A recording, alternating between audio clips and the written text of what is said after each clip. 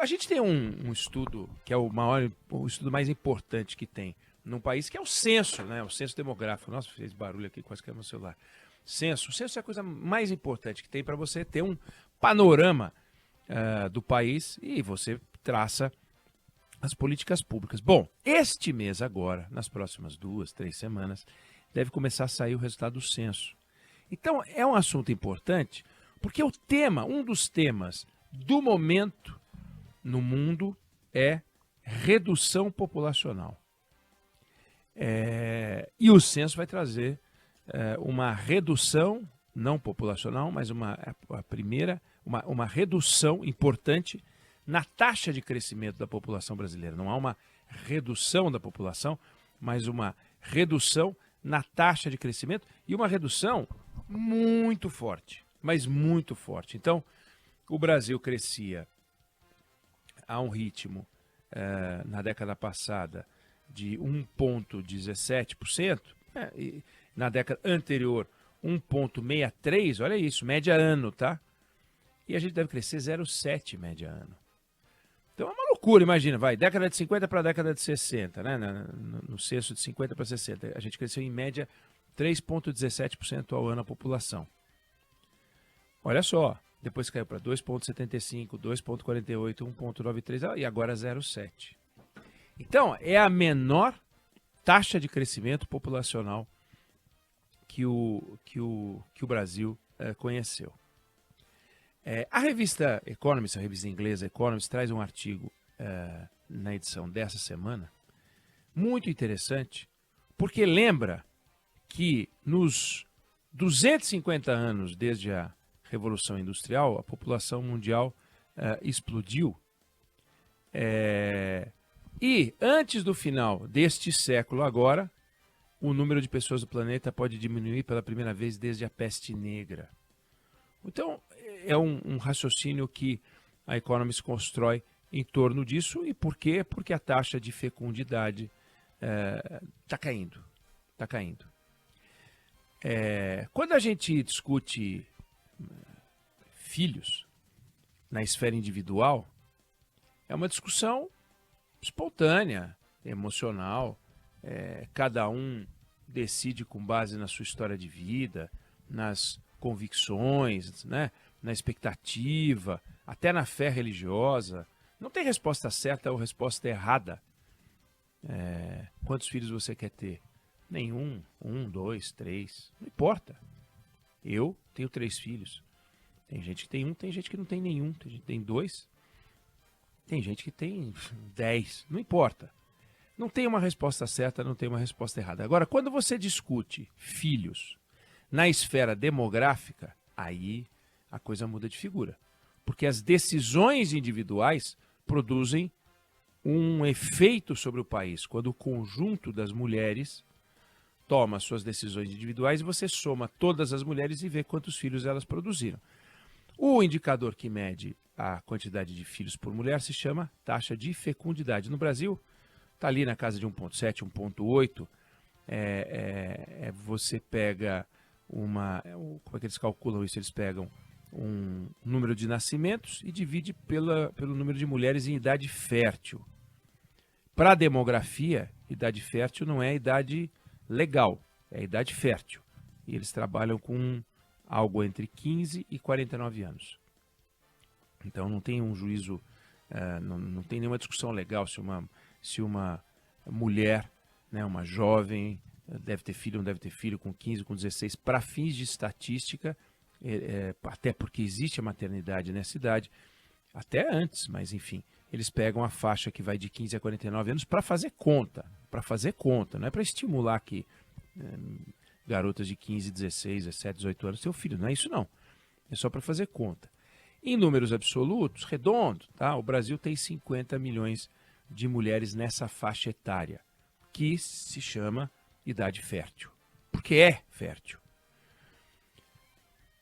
Se você pegar o número de filhos no total que essas 50 milhões de mulheres têm por ano, dá alguma coisa perto de 3 milhões e meio de brasileirinhos. Então, a cada 100 mulheres em idade fértil, 7 tem um bebê num ano. 7 tem um filho por ano. Agora, imagine, e aí vem a discussão, se uma 8ª mulher decidisse ter filhos, ou se uma das 7 desistisse de ter filhos. Seriam decisões individuais, mas aí quando você faz a conta, o Brasil teria, em vez de 3,5 milhões de novos brasileirinhos, teria 3 milhões de novos brasileirinhos ou 4 milhões de novos brasileirinhos. Se 6 tivessem filhos ou se 8 tivessem filhos, em vez de 7 por ano. Dá 1 milhão de bebês por ano. Olha a diferença. A cada década, 10 milhões de pessoas. Entendeu? Com efeito na educação, no transporte público, na saúde, na segurança, na previdência. E aí você tinha, todo mundo vai lembrar, da escola, né? A progressão geométrica e a progressão aritmética. Então, a progressão geométrica é assim, você pega 2 vezes 2, 4. Aí você pega o 4 e multiplica pelo mesmo 2. 4 vezes 2, sempre é uma multiplicação pelo mesmo número. 8.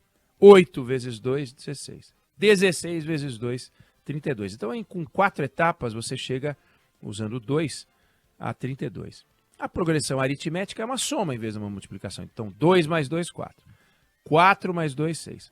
6 mais 2, 8. 8 mais 2, 10. Então, com 4 etapas, você chega a 10 e não a 32, como no desenho anterior. Aí, um economista do século XVIII, Thomas Malthus, dizia que a população cresce nesse ritmo 2 vezes 2, 4 vezes 2, progressão geométrica, e a comida cresce em progressão aritmética. Então, vai complicar, vai faltar comida, e nunca faltou comida, né? Ele estava errado. A teoria malthusiana fracassou, porque a população cresceu muito, aliás, explodiu, mas a riqueza também cresceu demais. A quantidade de comida cresceu demais. Se a gente pegar só os últimos 60 anos, a população mundial dobrou e a produção de comida quadruplicou. E em 100 anos o preço dos alimentos caiu à metade. É por isso que estamos aí com esse tanto de gente e sobrevivemos. E a revista Economist, ela resolveu fazer um artigo sobre esse assunto, que combina com a discussão do censo, naturalmente, porque países como o Brasil e outros países estão vendo a taxa de fecundidade cair, o número de filhos por mulher cair, de uma forma muito forte, muito forte. Em alguns casos é muito impressionante, né? A velocidade com que vem caindo. Aí falam, não, mas a China tinha um teto, tirou o teto. Tá, mas não tem teto, por exemplo, na Dinamarca, e a fecundidade lá cai. Tá igual ao do Brasil. O governo chegou a lançar anos atrás uma campanha publicitária com comercial na televisão para estimular os casais a ter filho. Em Singapura, nos anos 50, o número de filhos por mulher era 6,6. Agora é 1,2. Olha só, isso está direto em todos os países, está caindo. E no artigo da revista Economist, lembra a revista que em 2000 a taxa de fecundidade era de 2,7 filhos por mulher, que estava acima da taxa de reposição. Alguém pode imaginar que a taxa de reposição é 2, porque tem a mulher, tem um homem, os dois têm 2 filhos, portanto colocam mais 2 filhos na praça e repõem a sua existência, a sua presença na Terra. Mas não é assim. A taxa de reposição é 2,1, é um pouco acima de 2, porque nem todo mundo vai ter filhos. Então, o cálculo dos especialistas a taxa de reposição para você manter a população é 2,1. Hoje é 2,3, chegou a ser 2,7 e está caindo.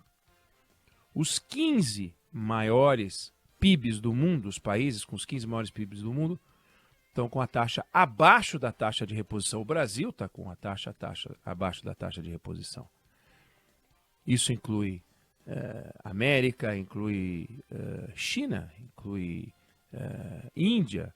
Nenhuma delas é rica propriamente, mas 1/3 da população global está na América, na China e na Índia. Uma coisa incrível. Então, o resultado é que, expressão usada pela revista Economist, o barulho dos pés miudinhos das crianças andando sendo abafado pelo barulho das bengalas. Porque não é que o Japão está envelhecendo, um país onde as pessoas vivem muito, a Itália, que fica fazendo campanhas para as pessoas ocuparem cidades que estão ficando vazias. Mas Brasil, México, Tailândia. Nós estamos em 2023. Daqui 7 anos, mais da metade dos habitantes na Ásia, leste e sudeste da Ásia, vão ter mais de 40 anos. E aí o que acontece? Quando os idosos, as pessoas mais velhas, vão morrendo e não são todos substituídos porque estão nascendo um número menor de crianças e a população começa a diminuir, você começa a ter uma mudança, não é só, e tem, no custo de manutenção da previdência, no tipo de gasto da saúde, como eu falei, mas você tem efeitos muito interessantes e muito curiosos que não são tão óbvios assim, né? Um dos efeitos é que a habitação, por exemplo, começa a mudar. A política de habitação começa a mudar, a preocupação com a habitação começa a mudar. Outro efeito, que esse é inesperado, ou ele é psicológico e talvez não tão evidente, mas ele existe, é que pessoas mais velhas são mais conservadoras, porque tem algo a conservar, são menos impetuosas, menos novidadeiras. Então a sociedade como um todo vai também ficando mais conservadora. Isso aparece na política. Isso aparece na capacidade inventiva no meio empresarial. Países mais novos tendem a produzir mais startups, tendem a ter empresas mais vivas, etc. Então essa é uma discussão que não se deve olhar apenas pelo lado individual, tem um lado coletivo aí curioso, e sendo que no Brasil a grande preocupação, e havia preocupação grande, era de que a população fosse explodir. Nossa, tem gente demais, não existe brasileiro demais, pois é o contrário. Então é uma mudança muito importante, que exige uma discussão importante também, e é interessante ver o que está acontecendo. Não é à toa que a China está preocupada com isso, não é à toa que a Índia está preocupada com isso, não é à toa que o Japão está preocupado com isso, não é à toa que os países estão preocupados, não é à toa que o Brasil tem que olhar para isso também. Porque é um problema de política pública, né? Bom, mas a gente vai entrar na vida das pessoas e decidir se elas vão ter mais filhos, menos filhos? Não. O Brasil discute isso, sempre discutiu, né? Como a gente tem que discutir. Mas é interessante ver que hoje essa é uma discussão que está sendo travada. E o artigo da Economist, que vale a pena dar uma olhada, ele passa por isso, né? Ele toca muito nesse tema que eu falei, de como a destruição criativa, que é próprio do processo produtivo no meio empresarial, ele é mais raro em sociedades envelhecidas. Então a produtividade pode diminuir. Claro que você vai ter o seguinte, você vai ter gente se aposentando mais tarde, trabalhando mais tempo, ficando mais tempo nas empresas. É muito curioso ver esse processo. Então é um tema que vale a pena a gente acompanhar, vai aparecer no censo, e é agora, esse mês já deve sair, pela previsão do IBGE, esse mês a gente deve sair. Um dos primeiros números é a contagem populacional, que pela projeção de 2010, a gente poderia chegar a 217, 213 milhões de habitantes, e nós devemos bater em 208. Não é uma brincadeira, né? Em 10 anos você imaginar que você pode não ter tido 4 ou 5 milhões de pessoas que você imaginava que você teria mantida a taxa de crescimento do censo anterior ou dos censos dos anos anteriores. Então, queria trazer essa discussão, porque era uma discussão para a gente refletir, né? E afinal, quantos filhos você pensa em ter. 999-592-100. Quantos filhos você tem e quantos filhos você pensa em ter.